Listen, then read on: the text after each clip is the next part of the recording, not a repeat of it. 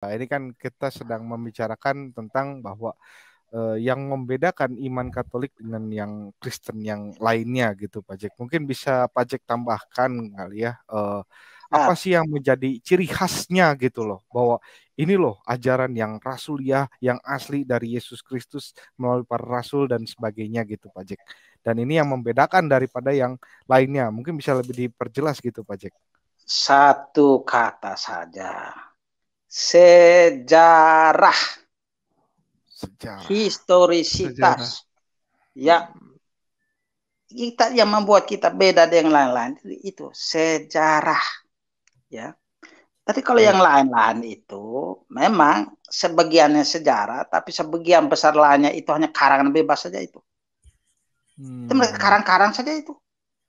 Itu Ya, buat iya. sesuatu yang tanpa sejarah itu. Kita yang Katolik ini lakukan satu karena sejarah.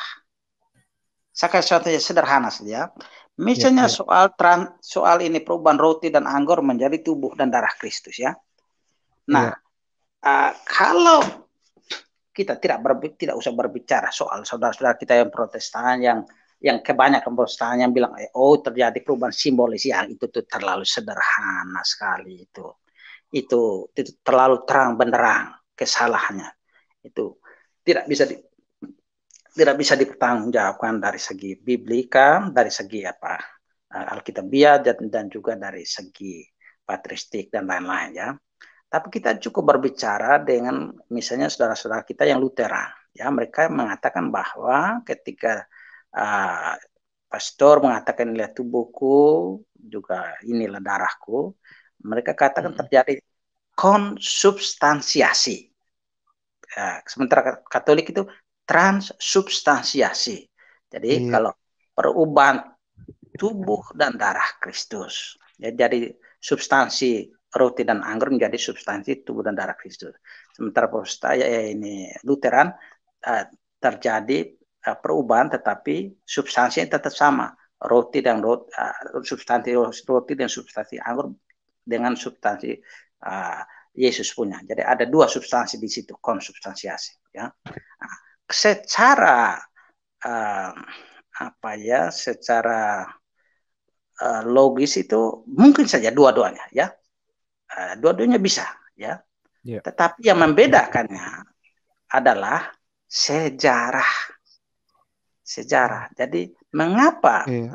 mereka Lutheran itu salah karena tidak sesuai dengan sejarah argumentasinya. Karena dari sejarahnya, dari bab-bab gereja, mereka mengatakan yang ada ini bukan lagi roti dan anggur, tapi tubuh dan darah Kristus.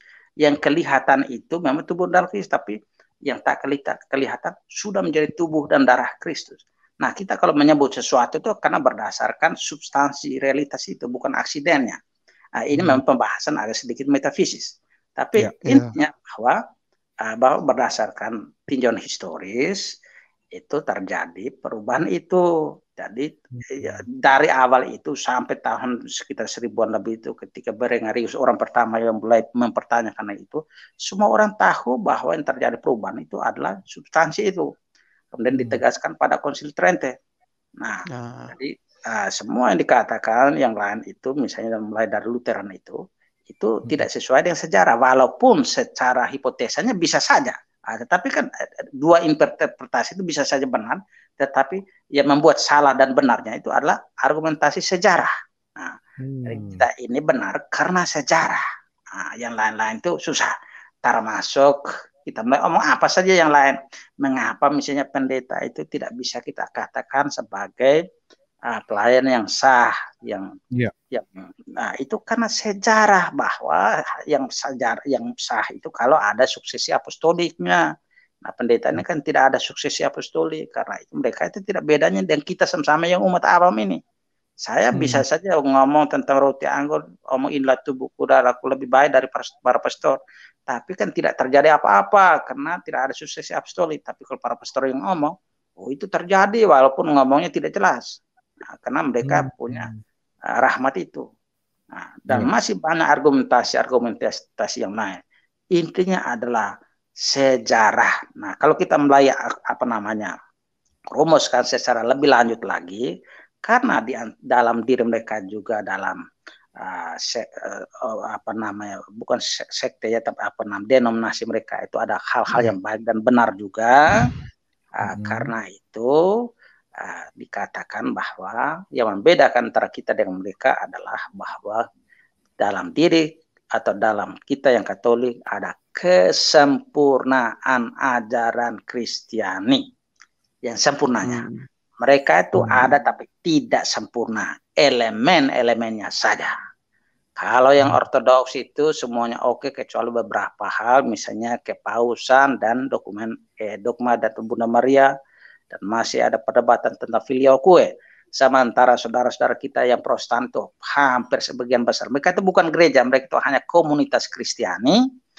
Dan yang kita akui bahwa mereka baptisan itu sah kalau pakai rumusan sebagaimana dikehendaki Tuhan Yesus itu, ya. Tetapi kebanyakan yang lain-lain itu karangan bebas. Tapi dalam suasana ekumenis Konsili Vatikan kedua, kita tetap berusaha untuk berdialog dengan baik dengan mereka. Kalau ada kata-kata yang agak keras sedikit, anggaplah ini sebagai kemarahan atau kekesalan persaudaraan. Demikian dan terima kasih. Oke, Terima kasih Pak Jack. Makin greget ini Bang. Iya. Mantap ini. Kalau Pak Jack ini udah datang ya.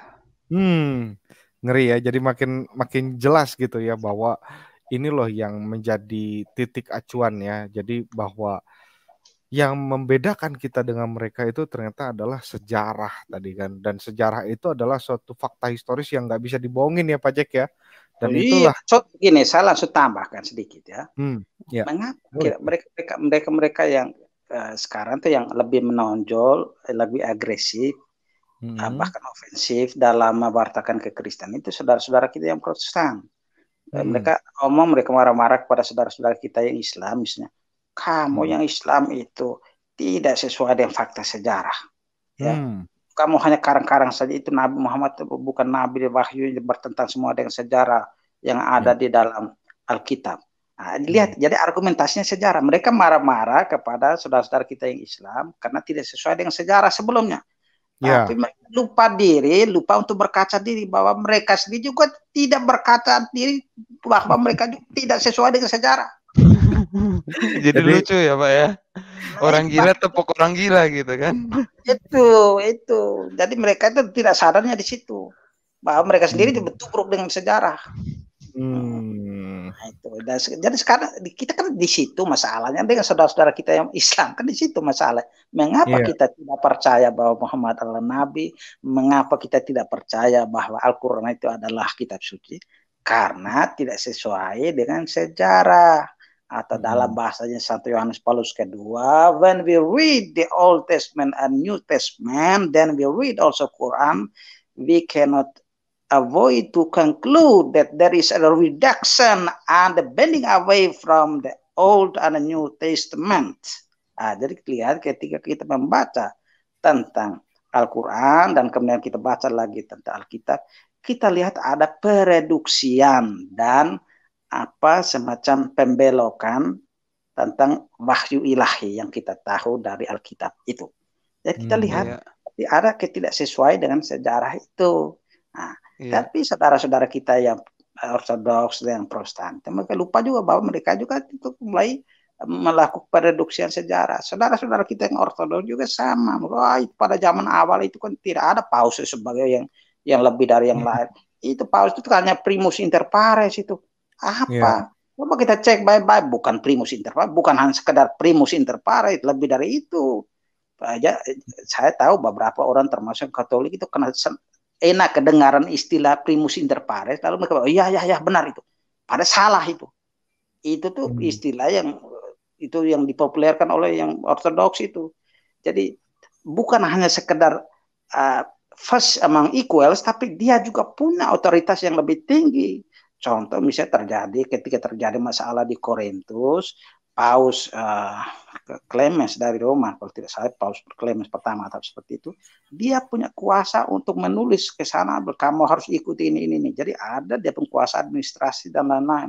Bahkan Paus Damaskus atau siapa itu, pokoknya pada masih abad awal itu dia bahkan mengekskomunikasi semua paroki di Turki itu. Misalnya kamu semua berapa paroki itu, dia kasih ekskomunikasi karena ada persoalan tentang Paskah. Jadi ada yang lebih dari sekedar first among equals. Jadi kalau hanya first among equals, apa dasarnya dia buat seperti itu? Berarti ada yang lebih dari sekedar first among equal. Ada kuasa yang lebih dari itulah. Ya, saya lupa istilahnya, tetapi ada. Dan itu berdasarkan sejarah. Karena itu saudara-saudara kita yang ortodoks, apalagi yang protestan bilang, kita semua itu sama saja, itu tidak ada yang lebih. Anda itu membuat teori baru kemarin sore, sejarahnya tidak begitu. Jadi lagi-lagi esensi atau substansi atau keunikan dari kekatolikan adalah history. Allah kita ini bukan Allah yang hanya mengawang-awang di langit, tapi Allah yang menyejarah. Kalau Allah yang hanya sekadar di langit-langit, jangan karena itu Katolik, saya juga bisa ciptakan agama sendiri, kamu tahu. Saya juga bisa ciptakan gereja sendiri. Ya, saya juga bisa sekarang saya tadi malam terima wahyu dari langit. Nah, apa susah? Nah, seperti itu saya tulis lebih sempurna lagi. Saya buat sesuatu yang dari segi tata bahasa lebih sempurna. Benar. Jadi kalau hanya sekedar karang-karang semua orang bisa, saya juga bisa. Tapi yang berdasarkan sejarah itu tidak semua. Nah itu untuk sementara. Demikian. Iya, terima kasih.